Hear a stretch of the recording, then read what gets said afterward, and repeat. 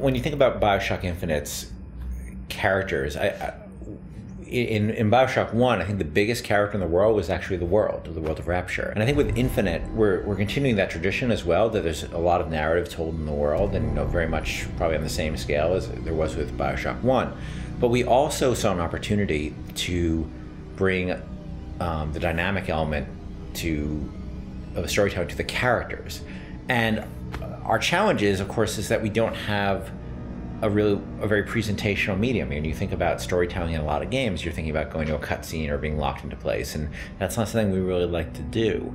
And so we created this character and named, well, two characters, Booker and Elizabeth. One who's a character you inhabit, and the other one is a character that the AI inhabits.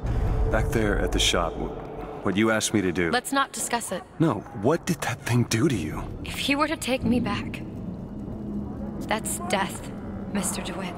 Or something so like it, I cannot tell the difference.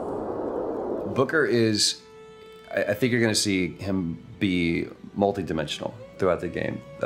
Starts off very, very simple, and if you know history at all, he's a former Pinkerton agent, which those were bad guys. Bad guys feared the Pinkertons.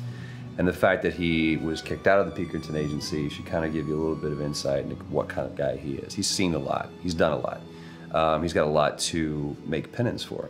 And when he's presented this opportunity, which at first is just a job to him, of getting Elizabeth out of her gilded cage and taking her from point A to point B, that's where I think his journey starts, not just in a literal sense, but more of a metaphorical sense as well. Looks as if some desperate fella called this place home. What does that make us? Liz is interesting because she is really coming of age in this story, and she's figuring out what kind of woman she wants to be, kind of getting out of that little girl thing, which has been, even though she's a little bit older, I think being held captive, I mean, I would assume her whole life, or however long Ken decides, she's been held captive by Songbird. That's kind of halted her growth in terms of defining her independence. So she's figuring that out, and she's very sweet, very compassionate, and also very headstrong, which I like that about her. He's in pain. Not for long.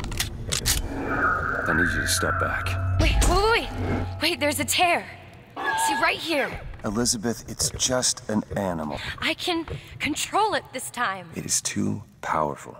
You won't be able to stop it. I wasn't asking for permission. In terms of what I look for in a voice actor, I look for somebody who can inhabit the role.